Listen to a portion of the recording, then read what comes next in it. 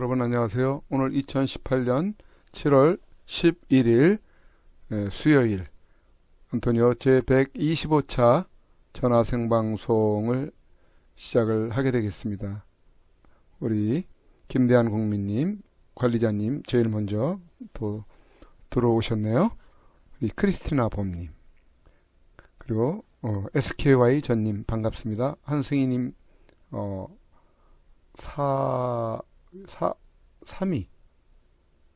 4위네요. 한승희님. 우리 이창우님도 일찍 들어오셨네요. 예, 반갑습니다. 오늘도 날씨가 무척 무덥지 않았나 싶은데 비가 오고 또 습도가 많은 가운데서 날씨가 기온이 올라가면서 많이 무더웠으리라 생각을 합니다. 또 오늘 하루도 건강하게 또 잘 보내서 이렇게 방송으로 만날 수 있어서 매우 반갑습니다. 우리 핑크로즈님도 일찍 들어오셨네요. 산수아님, 성효채님, 정상희님, 예, 속속 반가운 분들의 이름들이 보이고 있습니다. 우리 그 안토니오님을 전화 연결해서 오늘 어떤 소식들이 올라와 있는지 한번 또 들어보도록 하겠습니다. 예, 바로 연결을 하죠. 오늘 김대한 국민님 관리 또 수고를 많이 해주시게 되겠습니다. 부탁을 드립니다. 예, 연결됐네요. 네, 여보세요? 예, 안토니오님? 네네. 예, 들리나요? 예, 잘 들립니다. 예, 반갑습니다. 네. 오늘 우리 충청도에 계시는 최창락 선한목자 TV 방송님도 일찍 들어오셨네요. 오늘 우리 며칠 동안 우리 안토니오님 방송이 시작된 줄을 모르고 계시다가 어제부터 들어오기 시작했는데요. 네. 예, 오늘 일찍 들어오셨습니다. 우리 최창락 목사님을 비롯해서 지금 속속 들어오고 계시는데 우리 애청자분들하고 먼저 인사 좀 나누시죠. 예, 요즘 한참 무더위라 날씨도 없고, 연일 대한민국에서는 아무런 소식만 들려오죠. 네. 예, 참 그래도 우리 성우자 방송은 그래도 정확하게 서로가 알 권리를 서로 듣고 공유하고 해서 너무 제 자신도 굉장히 방송을 하면서 굉장히 좀 나름 사명감 갖고 하는 거지만 그래도 어쨌든 우리 애청자님들이 계셔서 제가 힘이 나고 좋습니다. 네. 그래요. 오늘 날씨 무척 무더웠죠? 예. 그쪽도? 예. 네. 대한민국이 그냥 아주 그냥 후끈한 그런 그렇죠. 예, 기온 속으로. 예전에 버지니아에 또 더울 때는 얼마나 올라갑니까? 온도가? 한국하고 똑같아요. 그랬다 그랬죠? 정말? 거의 똑같아. 예. 똑같고. 여기서 이렇게 한국을 떠난 지 오래됐다가 다시 이렇게 오셨어도, 버지니아 날씨하고 한국 날씨하고 비슷하니까, 그렇게 기후적으로는 그렇게 적응하기가 어렵지는 않으시겠네? 그러니까, 겨울에 한국에서 눈이 엄동설안에 눈이 내리면 미국도 똑같이 눈이 와요. 네. 근데 가을에 한국에 이렇게 싸늘하면 미국도 역시 싸늘하고. 그때 낙엽 떨어지면 미국도 낙엽 떨어지고. 예. 그 다음에 한국에 비 오면 여기 미국 똑같이 비 오고 계속 그랬어요. 그리고 그래요? 여름에 폭염이면 한국도 계속 폭염이고 똑같습니다. 그러면 아주 이렇게 날씨 때문에 힘들고 적응하기 힘들고 그런 건 없겠네요? 그렇죠. 그러니까 워싱턴도 사계절이 뚜렷하고요. 한국도 사계절이 뚜렷하고. 네. 뚜렷하니까 아무런 문제 없죠. 그런 면에서는. 그리고 또 이상하게 지정학적으로 워싱턴하고 한국하고가 딱 아주 잘 맞는 것 같아요. 모든 기후라든가 이런 게. 네. 거의 같습니다. 거의 같고 아무런 차이 없어요. 그렇군요. 네. 아이고, 어쨌든 다행입니다. 기후가 틀리고 막 그러면은 굉장히 적응하기가 어렵지 않습니까? 그렇죠. 맞습니다. 어쨌든 기후는 전혀 문제가 되지 않는다고 봅니다. 네.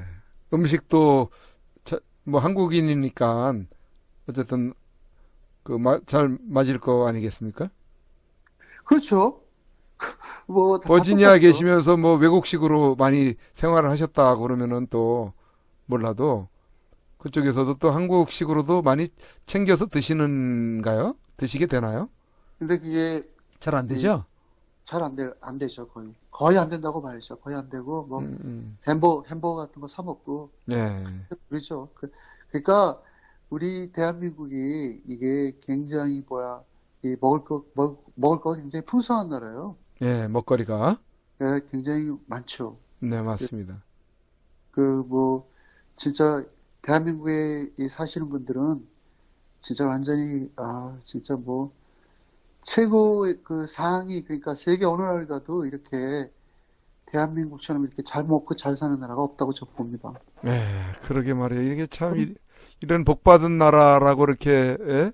이렇게 또 우리가 또 말하기도 하고 그러는데 너무 네, 복에 겨워가지고 이게 사상적으로 그냥 공산 국가가 되어 가고 있는 것도 모르고 이렇게 그냥 응?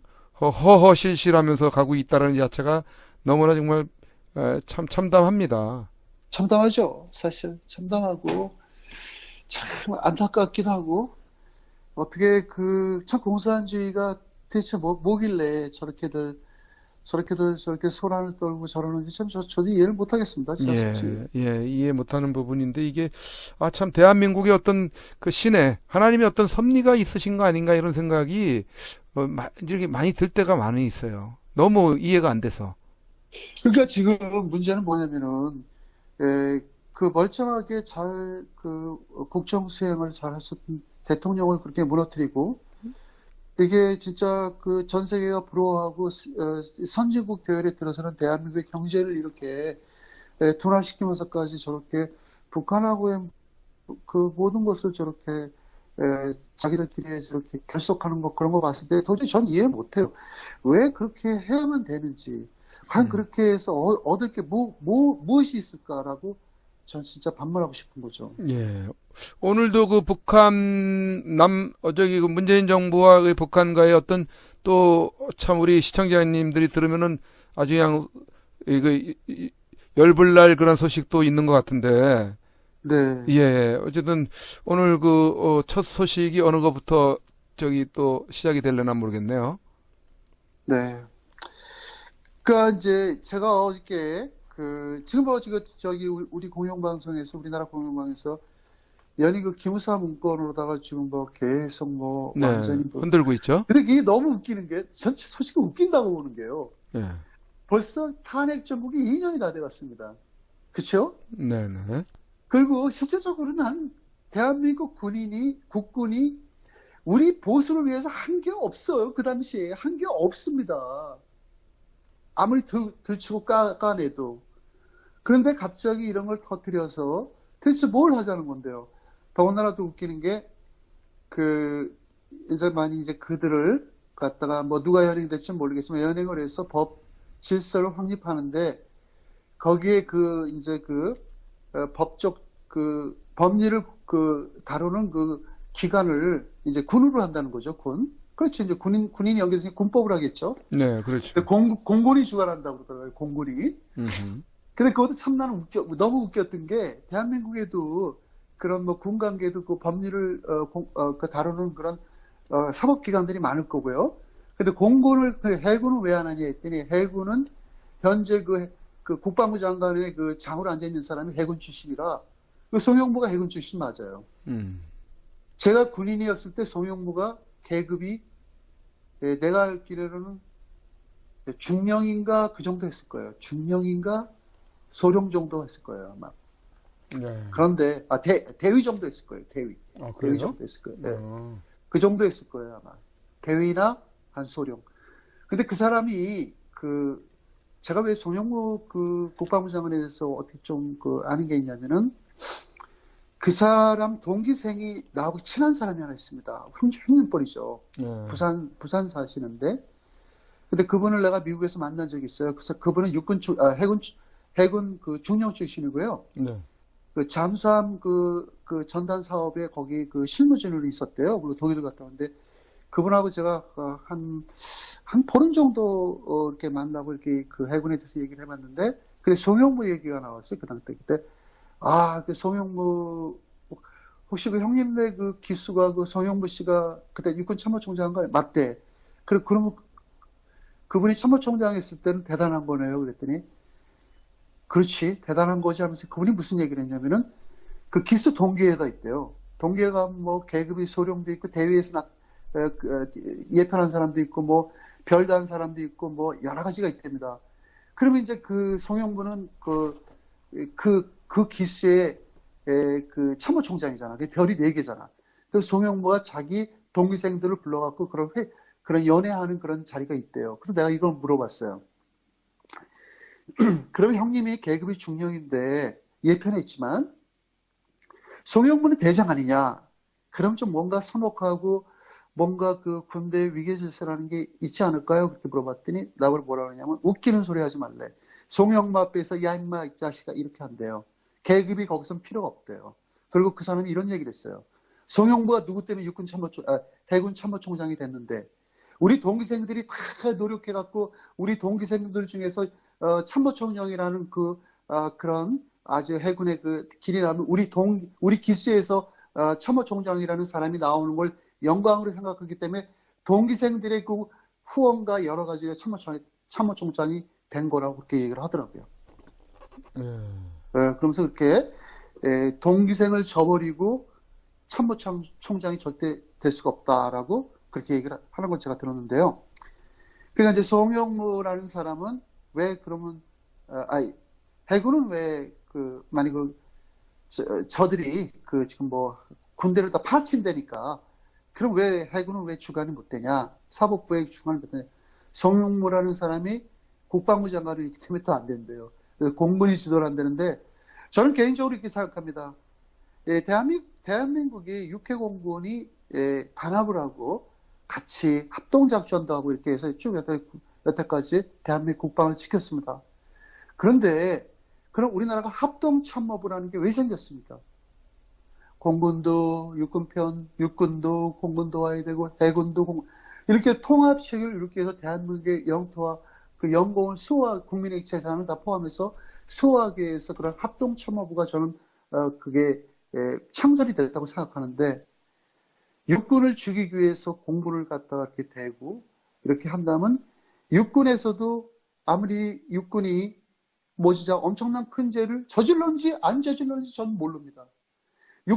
과연 육군에서 그 당시 그 기무사령관이 그런 걸 생각했다고 저는 생각 안 해요. 왜? 제가 그런 얘기를 하니까 사람들이 어떻게 그래도 그런 기무사 관련된 사람들 갖다 어떻게 저 사람들 잡혀가면 잡혀라 그런 식으로 얘기해서 좋을 게 뭐가 있느냐 잡아들. 내가 왜 그랬냐면요. 저는 군한테 분노를 했어요. 2년 전 생각하면 분노를 했습니다. 네. 나만 분노한 게 아니에요. 그렇죠. 전 분노를 했어요. 분노하는 지금도 사람 많죠. 군인을 안 믿어요. 그래서 제가 비약을 한 거예요. 전 잡혀가길 바라요. 지금도 또 한 번 얘기해요. 잡혀가길 바랍니다. 잡아가지도 않아요. 네. 물론 떠났어. 그리고 너무 유치하고 또 한 가지 뭐냐면은 지금에 와서 뭐 그런 거 이거 진짜 무슨 뭐 소설 쓰는 것도 아니고 그리고 대한민국에서 군이라는 그 조직이 대한민국의 그 국가와 국민을 보호하고 나라를 지키는 거 아닙니까? 그렇죠. 그럼 2년 전에 우리나라가 어떻게 됐죠? 국민의 재산과 생명을 보호하는 거죠. 2년 전에 우리가 어떤 꼴을 봤죠? 매일 소란하지 않았습니까? 네. 그래서 내가 하는 이야기는 그 문재인 정부가 추구하는 그런 기무사 사찰 파헤치는 거에 동조하는 그렇게 비약한 게 아니고 난 딱 한 가지 군인이 과연 2년 전에 우리한테 해준 게 뭐가 있냐 이게 우리한테 뭘 해줬는데 그 당시는 사법부도 그쪽 편 군인도 그쪽 편 하다못해 뭐 길거리 청소부들도 다 공무원들도 다 그들 편이야. 경찰도 그들 편, 뭐 연예계도 그들 편, 뭐 방송도 그들 편. 우리는 아무도 도와주는 사람이 없었어요. 우리 오로지 태극기 하나만 들고 있었던 거야. 전 세계 유일에 이렇게 국민들이 국가를 보위하는 데 있어서 그런 힘을 가진 정치 세력의 지원을 못 받은 국민이 대한민국 국민이 처음이에요. 최초예요. 전 세계에서. 지금도 마찬가지고. 그래서 내가 군한테 분노를 느껴서 그런 얘기를 한 겁니다. 전 지금도 분노를 느끼고 있어요. 조원천이라는 사람이 미국에 있답니다, 지금.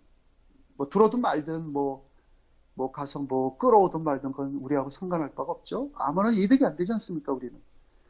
우리가 바라는 거는 주한미군이 저는 대한민국을 지킬 거라고 봅니다. 주한미군이 그래도 우리를 지켜주는, 저는 군대로 생각하고요. 네. 예, 그리고 우리가 지금 이걸저걸 떠나서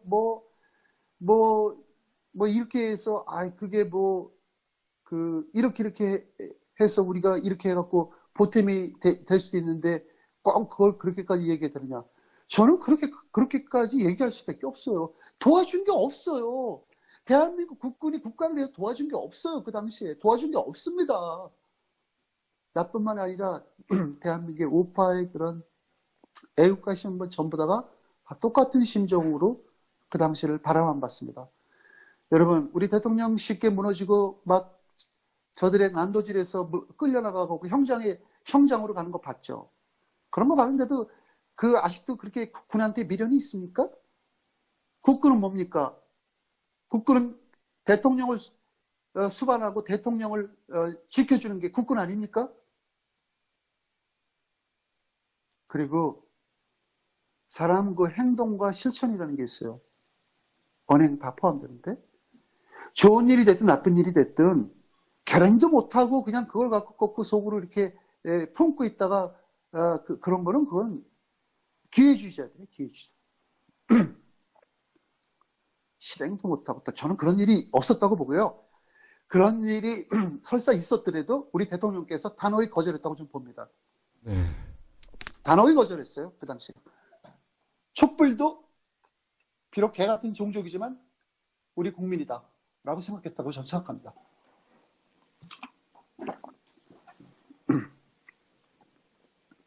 그럼 오늘 방송 시작하죠. 그리고 참고로 방송이 오늘은 대북관계 뉴스가 하나도 없습니다. 이게 아마 내가 볼 때는 앞으로 일주일 정도, 열흘 정도가 아마 소강 상태로 좀 갈 거라고 봐요. 없어요. 중국 외교부가 오늘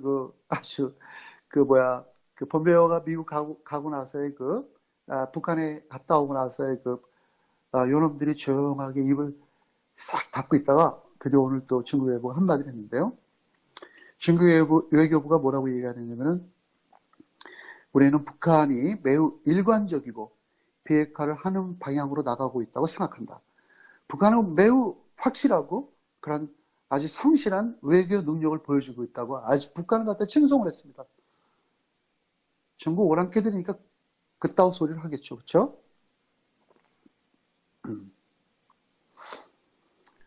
그 다음에 이제 폼페이오가 지난번에 이틀 동안 북한을 방문하는 과정에서요.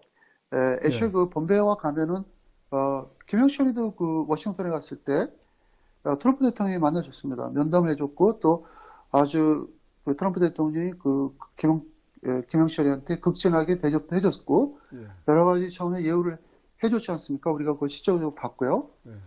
근데 그때 폼페이오가 평양을 갔을 때는 분명히 김정은하고의 그런 면담도 이미 다 예정대로 다 있었답니다. 근데 김정은이가 의도적으로 다 그날 피한 거예요. 그 전날, 그러니까 그날이 아니고 5일 전부터 피해버렸어요.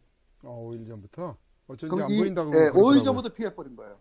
5일 전부터 피해버린 거예요. 폼페이오 오면은 어차피 비핵화에 대해서 할 얘기가 없으니까 자기가 그러니까 폼페이오가 항상 늘 주장하는 게 있어요. 김정일은 내 귓속말에다가 2번씩이나 비핵화한다고 진실하게 고했다고 얘기했습니다. 아직도 자기 내리에 그게 김정은의 말이 들린대.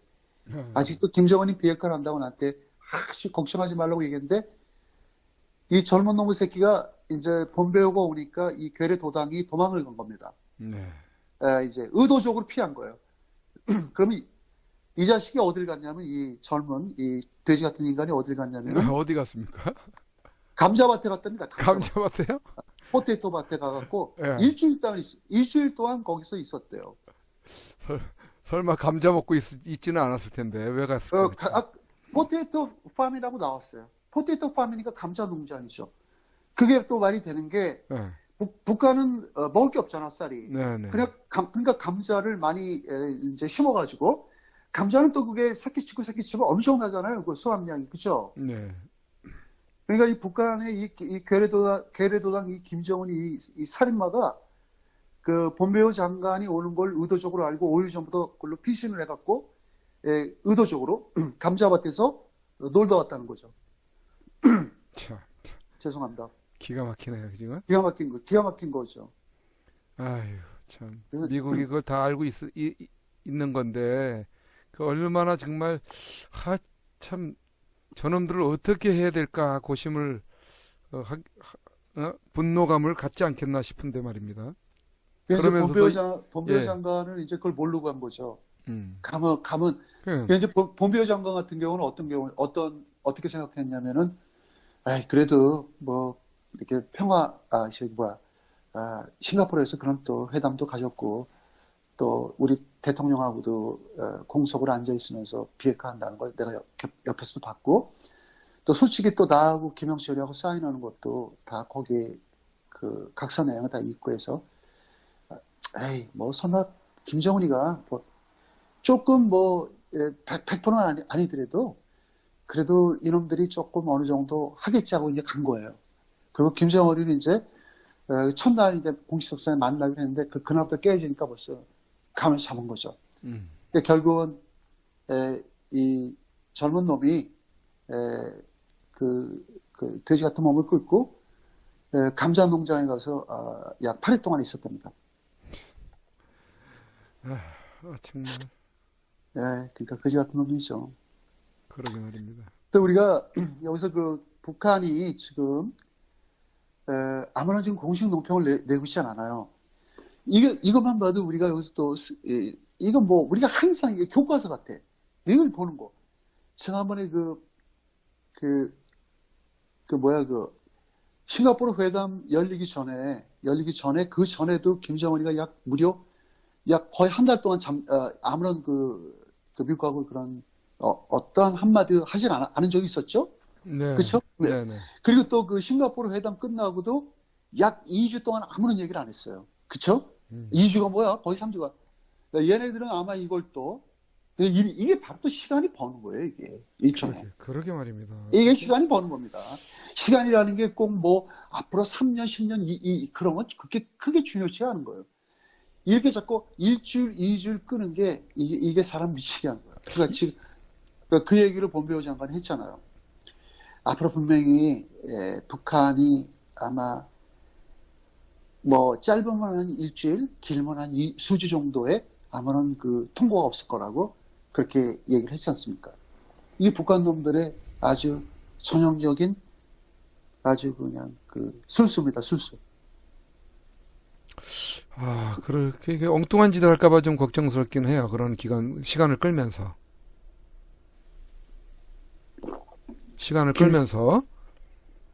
김정은이가 또 지금 그 입장이 좀 난 게 뭐가 있냐면은, 과거 때는, 아버지 때는 김정은이 혼자 선 거예요. 누구도 도와주는 사람이 없었어. 자기 편이 물론 중국이 있었지만, 지금처럼. 근데 참 희한한 게요. 그때 김정일 시대 때는 중국이 이렇게 서로 막 껴안아가면서까지 이렇게 왕림하면서 그렇게까지 그런 대화를 안 했습니다. 그냥 중국 같은 경우는 그냥 그 당시에는 중국이 그때 한참 고도 성장하는 시기라, 내가 여기서 미국의 그 비유를 잘못 건드리면 고도 성장이 둔화가 되면 내가 군사력을 강하게 내가 확장을 못 시키니까 어쨌든 내가 조금만 참고 어쨌든 미국을 통해서 내가 돈을 번 다음에 군비를 확장시켜서 미국하고 대등한 그 수준에 올릴 때까지 아마 중국은 그렇게 생각을 했을 거예요. 그때는 그렇게 비핵화 문제가 있었더라도 중국이 이렇게 노골적으로 나서갖고 이렇게 지금처럼 이렇게 김정은을 가슴에 품고 그렇게 불모로 잡고 그러진 않았거든요.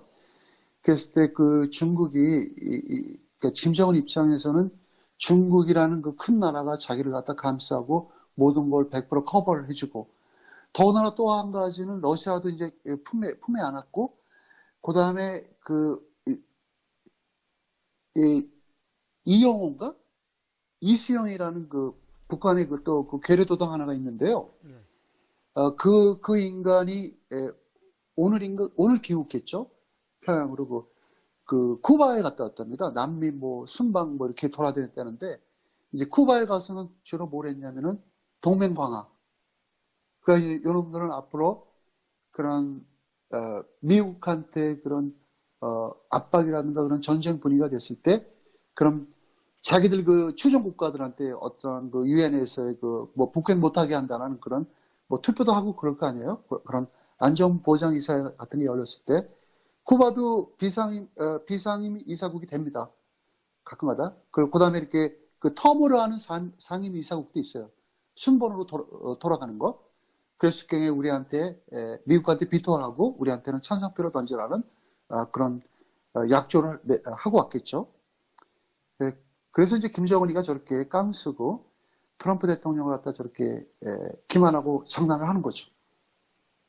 김정은이 트럼프 대통령한테 저 기만하고 장난하다가요. 네. 미국 사람들은요 그 결말에 죄를 지면 용서라는 게 없어요. 그렇죠. 그리고 경찰도 그렇잖아요. 경찰 용서라는 게 없습니다. 그 전에 용서를 해줍니다. 경찰이 그 전에 용서를 해줘요. 그리고 미국은 그 여러 가지 분야에 왔을 때 한 번 딱 이렇게 뭔가 뭐 어디를 가도 마찬가지예요. 관공서를 가도 일제 그 법의 테두리에서 벗겨나는 건 우리가 방법이 없어 할 수가 없어요. 트럼프 대통령이 지금 뭐 오늘도 뭐 그런 얘기를 했지만 북한이 지금 저렇게 나오고 있는 거는 트럼프 대통령을 기만하는 겁니다. 그렇죠. 트럼프 기만하는 기분 아주 더러울 거예요. 트럼프 대통령하고 pompeo하고 맞습니다. 엄청 폼페이오하고 더러울 트럼프 겁니다. 대통령 지금 기분 아주 더러울 거예요. 굉장히 더러울 겁니다. 뭐 저런 집단이라는 걸 우리가 뭐 과거 50년 전부터 알았었지만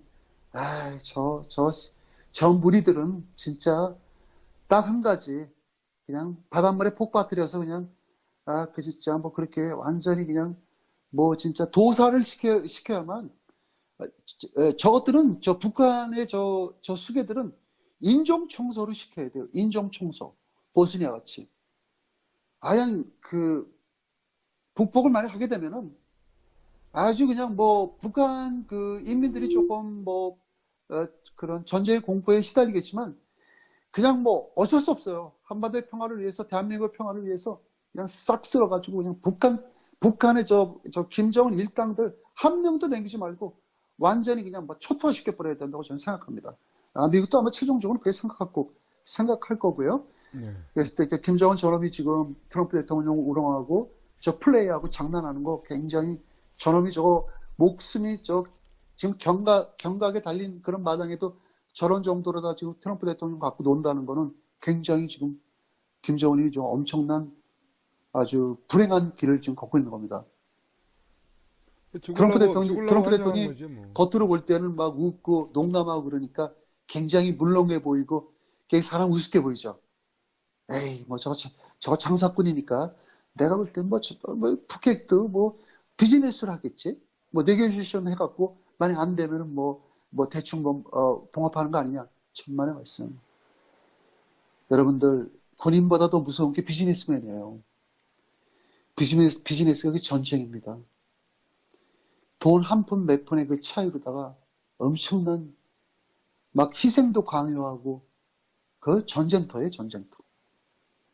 그 사람이 세계적인 천만억자 그 부호가 될 때까지는 그 판에서, 그 부동산 판에서 얼마나 이 사람이 강세를 누리고 엄청난 파워를 가졌던 사람이지 않습니까? 그런 사람이 실무 그런 국가를 운영했을 때 마찬가지예요. 비즈니스처럼 하는 겁니다. 내가 손해보고 불이익을 당할 때는 강하게 나가고, 내가 어느 정도 상대방의 그 아픔을 내가 선취할 수 할 때는 부드럽게 나가고, 강홍을 늘 그렇게 트럼프 대통령은 그 두 가지로다가 북한한테 약도 주고 병도 주고 지금까지는 그렇게 해왔지만, 김정은이가 앞으로 수일간에 또 어떤 짓을 할지, 또 이상한 징후가 나타났다면은 아마 군사훈련 빨리 좀 재개될 거라고 보고 있습니다. 지금 네, 남한 있지 않습니까? 네, 예, 남한 그 문재인 세력들이 지금 자꾸 우리 그 군 조직을 무력화시키고 또 전방의 그 지역을 무력화시키는 그 지금 작업들을 하고 있는 이 부분이 좀 계속 좀 마음에 걸리고 있는 거 아닌가 싶어요.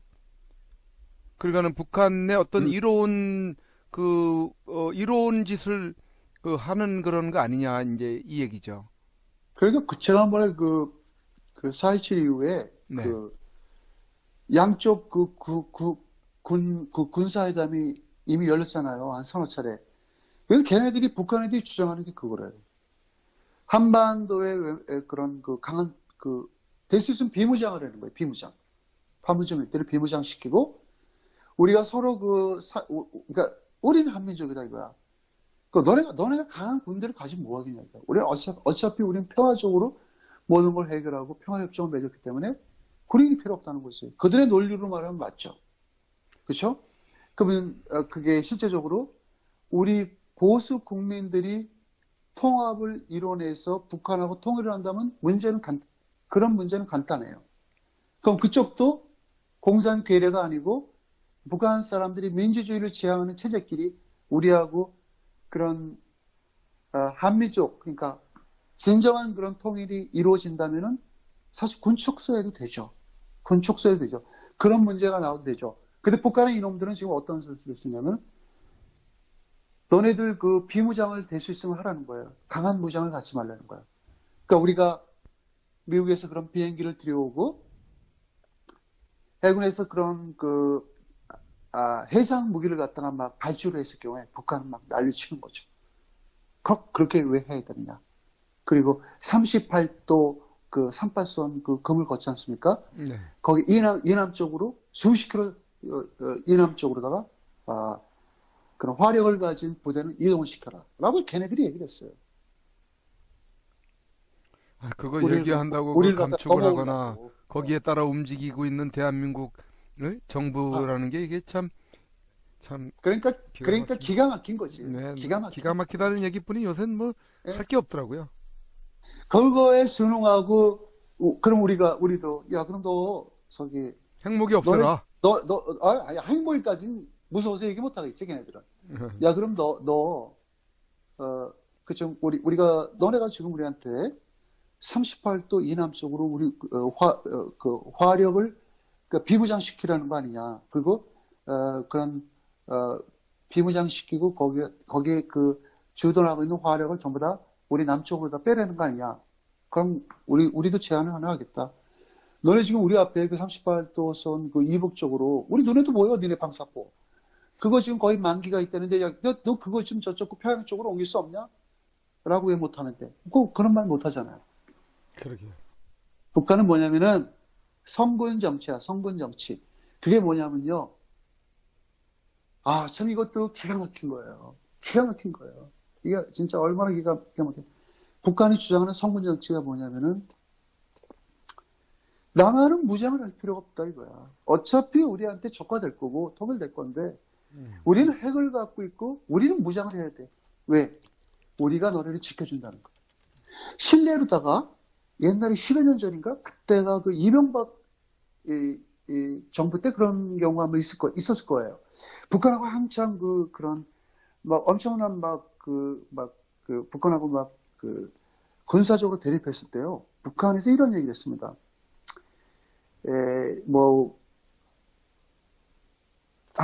그러니까 대한민국은 국방을 그렇게 단단하게 가질 필요가 없다.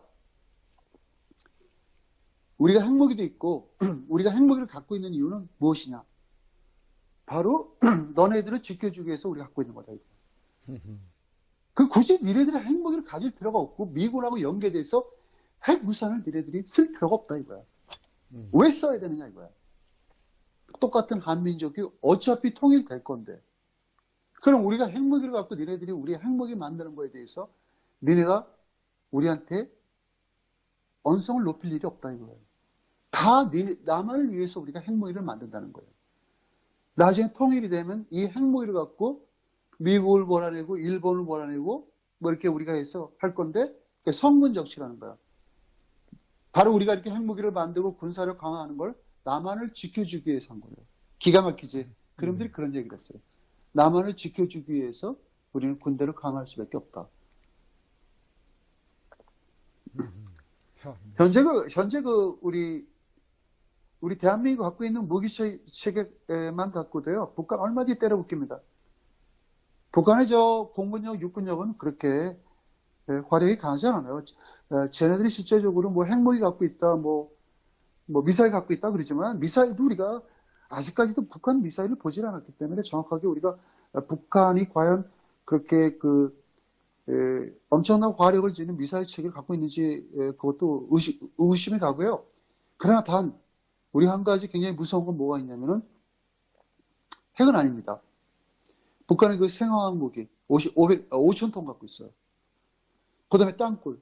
이건 사실 북한이 가장 그들이 그냥 최전방 마지막 보루를 쓸 수 있는 그런 무기죠. 생화학 무기 같은 경우는 진짜 그건 폭발시키면 엄청난 인명살상이 되기 때문에 아마 그 생화학 무기도 같이 동반 미국에서 폐기시킬 겁니다, 아마.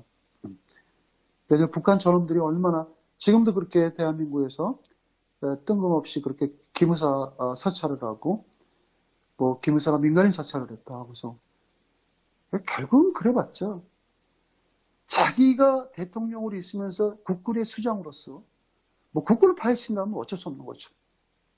우리는 결과만 보자고요. 여러분 내가 여기서 말은 못합니다. 아마 좋은 결과가 올 거예요. 지렁이는 밟으면 꿈틀을 합니다. 여러분. 아무리 그 조직폭력배가 주먹으로 휘두르고 맞아도 사람이 죽음의 일부 직전에서는 달려가서 팔 물어 깨뭅니다. 다 그렇게 돼 있어요. 인간의 습성은 그래요. 동물이 아니기 때문에. 너무 우파가 너무 밟히고 있죠, 지금? 네. 아무리 그 연약한 여자도 무차별하게 폭력을 당해도 여자가 오울에 한을 품은 서리가 내리듯이 제가 여자하고 남자하고 싸우는 걸 한번 봤는데 육중 거부의 남자가 개망신다고 도망가는 걸 봤어요.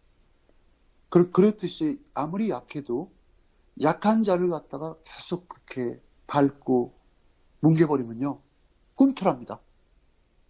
우리는 지금 지금 사실 우리가 걱정은 우리가 지금 대통령 때문에 걱정하는 거잖아요, 그렇죠? 너무 2년이라는 세월이 넘었고 또 이게 3년이 갈까봐 그런데 그 안에 아마 다 해결될 거로 좀 봅니다. 미국에서 지금 이렇게 대한민국에 지금 이렇게 갑자기 있지도 않은 일을 갖다가 우리 입장에서는 있지도 않은 일이죠. 모든 게 그 당시에는 모든 게 다 그냥 암흑 속에 있었잖아요. 하나 밝혀진 게 없고 하나 또 국민들 기회가 되고 뭔가를 얘기한 것도 없고 4월 27일 날 남북회담 열렸더라도 국민들한테 얘기해 줄 게 뭐가 있는데 좌파들 바보들 아니야? 좌파적 병신들. 문재인이가 좌파들한테도 아무런 얘기 안 했어요. 결국은 좌파들도 팽당한 겁니다. 저는 그렇게 생각합니다. 보수 국민들한테는 안 해줬다고 해도 우리는 바라지도 않습니다. 좌파들은 뭡니까? 그저 그냥 파도에 그냥 한 물결에 휩쓸리듯이 좌파들은 그건 대한민국 국민의 일원을 생각을 안 하기 때문에 얘기할 필요도 없고 이스라엘이 네. 2019년도에 드디어 달나라의 우주선을 갑니다. 최초가 되는 거죠? 최초는 아니죠. 아, 그래요? 인도도 아니, 이스라엘이 우주선 띄우는 거는. 최초죠. 예, 예. 근데 이건 지금 중요한 게 뭐냐면은, 어, 유인 우주선이라는 거예요. 사람이 직접 타고 가는 거예요. 네. 대단하죠. 대단하죠. 중국도 아직까지 달을 사람이 타고 가지 못했습니다. 일본도 못 갔고요. 러시아도 못 간 걸로 알고 있거든요. 돈이 없어서 못 갔죠. 그 다음에 인도가, 그, 달에 가려고 지금 많이 노력을 하고 있는데, 인도도 가능해요. 이스라엘이 드디어, 그러니까 이스라엘이 얼마나 무섭냐면은, 이 달나라를 가려면 우주선이 있어야 되잖아요. 우주선. 그렇죠? 그렇죠. 예. 지금 전 세계 미사일의 90%가 다 이스라엘 제랍니다. 부속이. 아, 그래요? 미국도 도입하는 다 그 미사일의 그 추진체가 이스라엘 기술이 다 많이 들어가 있대요. 달나라에 가서 거기다 이스라엘 국기를 꽂는데요. 그래서 오늘 발표를 했습니다. 박수 한번 쳐줘야죠. 그러게요. 아유, 네. 대단한 축하를 할 만한 일이네요.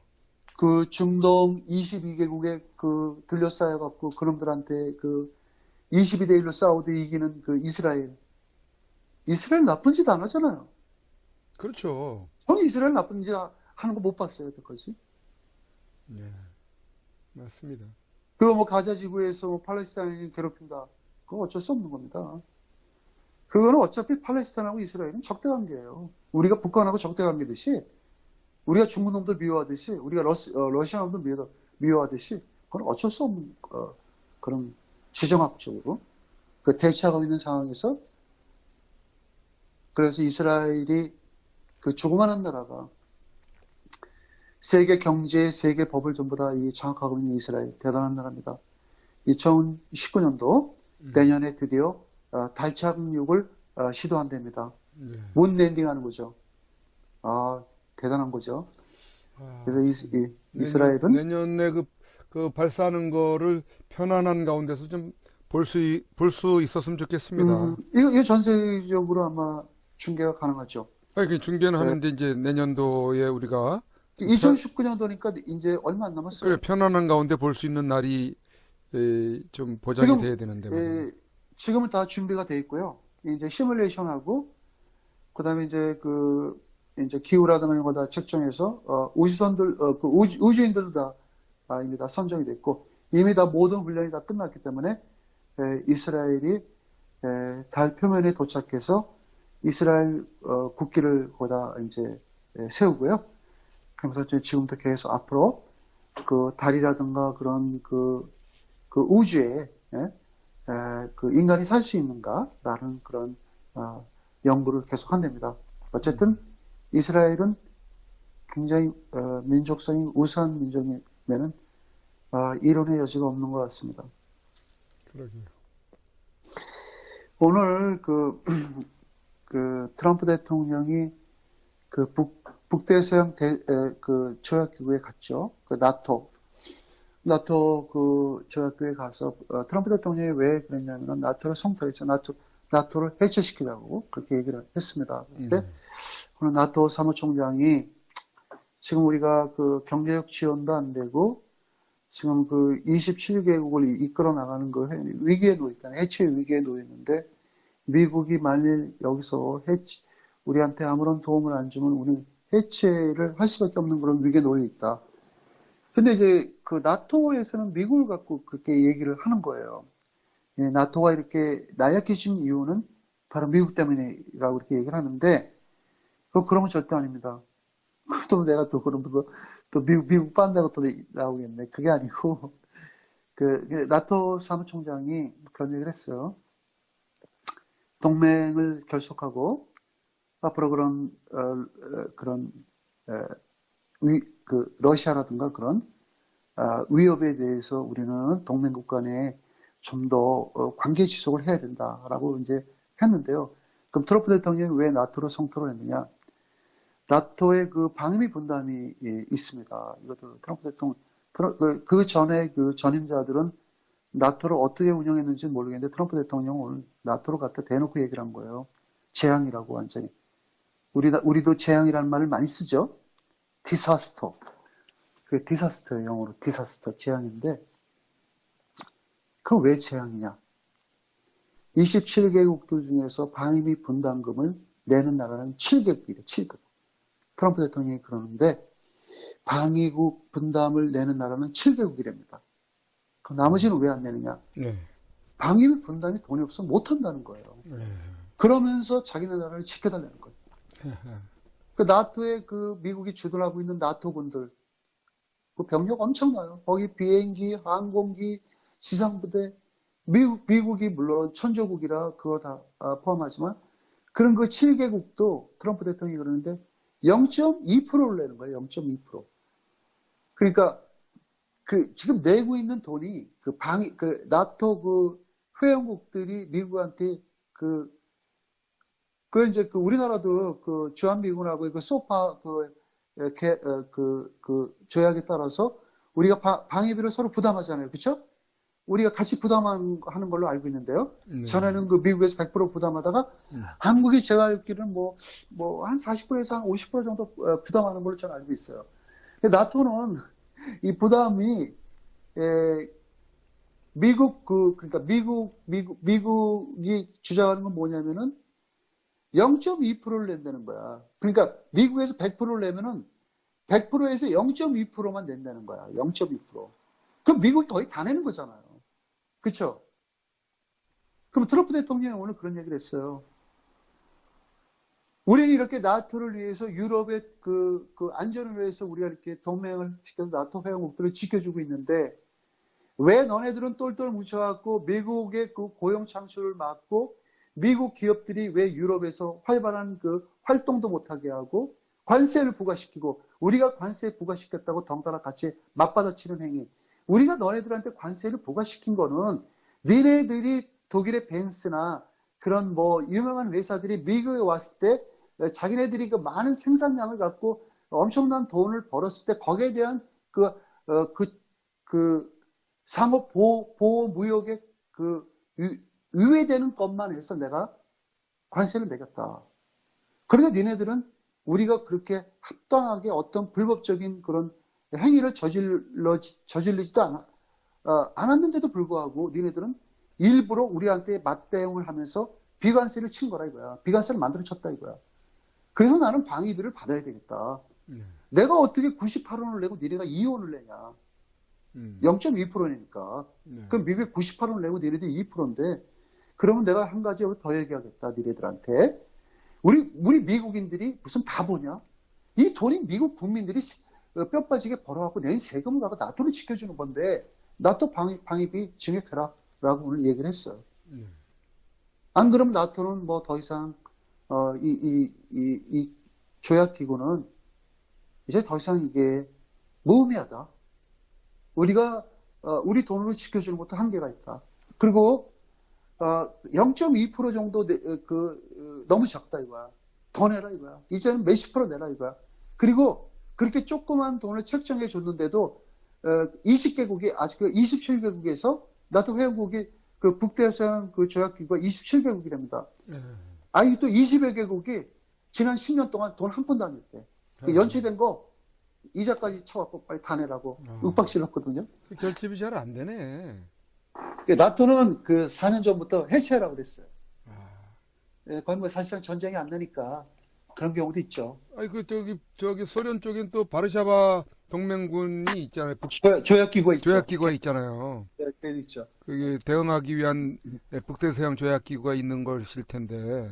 그래서 북대서양 조약기구가 발족을 한 거예요. 거기에 맞서기 위해서 했는데 이 지금 북대서양 조약기구가 이렇게 일방적으로 돈을 안 내니까 그 전비를 좀 부담하라 이거야. 전비를. 그러게 해야 되는 건데 그걸 안 하네. 해야죠. 안 하는 모양이네. 네, 당연하죠. 그렇다고 그 나토 회원국들이 가난한 나라도 아니잖아. 그렇죠. 그러니까 돈을 안 낸다는 거예요. 그까지 오리발냄이고 지난 그 수십 년 동안에 방위비가 연체가 됐대요. 한 푼도 안 냈대. 그래서 트럼프 대통령이 한 달 전부터 그런 얘기를 했습니다. 북대서양 조약기구 해체한다고. 그리고 WTO도 트럼프 대통령이 탈퇴한대요. 아주 필요 없는 기구라고 그러더라고. 그 WTO가 아무리 쓸모없는 그 기구라 자기 탈퇴하고 싶대. 트럼프 대통령 탈퇴 많이 하죠. 그러니까 트럼프 대통령이 집권하면서 관여 정리를 하려고 하는 게 손대는 게 많네요. 그러니까 그렇게 불합리적인 그런 기구는 필요 없다 이거지. 그러니까 그동안의 역대 대통령들은 그런 부분들에 대해서 뭐 그냥 얘기 안 뭐 하죠. 유야무야 지나왔네요. 그죠? 그렇죠. 아무 얘기도 안 하고. 자기 임기에 그냥 뭐 조용하게 있다 간 거지. 에이. 그래서 요번에 이 비핵화 문제가 북한이 더 떨 수밖에 없는 이유가 과거에 그 미국의 그 전임 그 대통령들은 그럼 뭐 전쟁을 불사한다든가 아니면 북한을 갖다 뭐 그 긍지로 몰아서까지 그 한반도에 갖다 그 전운을 감돌게 하진 않았죠. 그 대부분 자기 임기 내에서 그냥 피하려고 어떻게 그냥 북한 난 뭐 내 임기는 난 북한하고 더 이상 피를 흘릴 필요가 없겠다 해서 그냥 넘어간 거죠. 근데 트럼프 대통령은 취임 초기부터 북한한테 강경한 자세를 나오고. 아하. 우리나라로 따지면은 그 이명박 대통령하고 비교할 수 있고 또 박근혜 대통령은 트럼프 대통령하고 또 견줄 수가 있네요. 이것저것 손대다가 지금 저기 봉착이 된 거 아닙니까? 저렇게 박근혜 대통령. 박근혜 대통령께서는 대단한 분이죠. 예. 그때 그러지 않았습니까? 지금 이 박근혜 대통령이 얼마나 훌륭하신 분이냐면.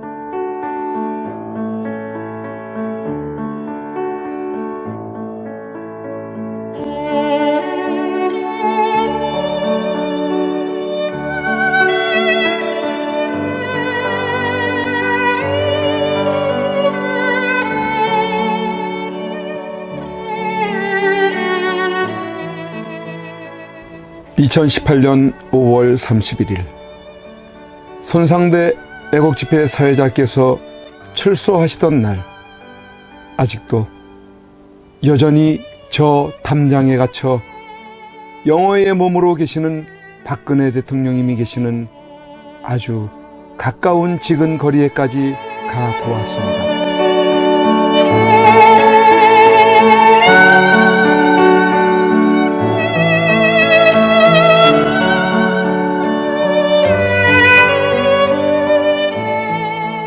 이런 곳에서 박정희 대통령님의 딸이자 아무 죄 없이 탄핵당하고 유린당해 감옥에 1년을 넘게 갇혀 고생을 하고 계시는 박근혜 대통령께서 계시는 곳이란 말이던가. 이게 뭐란 말인가? 이런 게 있을 수 있는 일이란 말인가? 그러나 엄연히 지금 현재 대한민국 땅에서 자행되고 있다는 사실에 몸서리 쳐줘야 하지 않는가. 그런데 세상은, 언론은, 지식인들은, 정치인들은, 국민들은 왜 이렇게도 쥐 죽은 듯이 조용한 것인가? 내가 아닌 남이 당하는 일이기 때문인 것인가? 대통령께서는 저곳에서 1년이 넘는 긴 시간 동안 과연 무엇을 생각하고 계셨을까? 지난날 청와대에 계실 때 함께 곁에 서 있었던 배신자들이 누구인지를 아시고 분을 사귀지 못하고 계실까? 아니면 자신으로 인해 대한민국이 너무 무너져가고 있는 것을 염려하고 계실까? 우리 국민들은 바란다. 부디 대통령님께서 강한 정신력으로 버티시고 건강을 유지하셔서 반드시 복귀하시고 형편없이 무너지고 부패하고 비리 공화국이 되어버리고 빨갱이들로 점령되어버린 이 땅을 기경하여 다시 씨를 뿌리고 옥토로 만들어 다음 통일한국을 일구어갈 나라로 만들어 주기를. 왜냐하면 박근혜 대통령님만큼 깨끗하여 믿을 만한 사람이 없기에.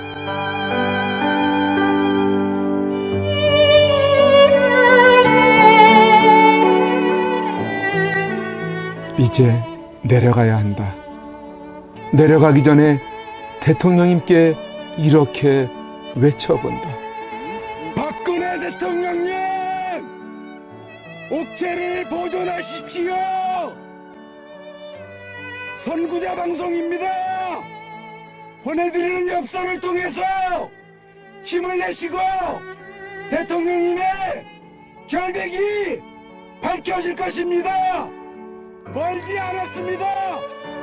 더 꿋꿋이 버텨주시고 많은 국민들을 통해서 많은 엽서를 더 많은 편지를 보내드리도록 그렇게 힘쓰겠습니다. 건강을 지켜주세요. 안녕히 계세요.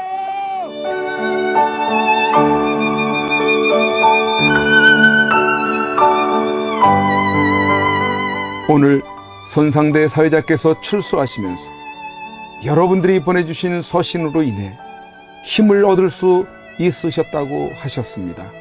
여러분들의 그 용기와 또 우편의 편지나 아니면 적기를 통해서 우리에게 힘을 주셔서 오늘 이렇게 하늘을 처음 보는 것 같습니다. 이제 박근혜 대통령님과 남아 계신 분들이 힘과 용기를 얻으실 수 있도록 엽서 보내기와 편지 보내기에 더욱 동참해 주시지 않으시겠습니까?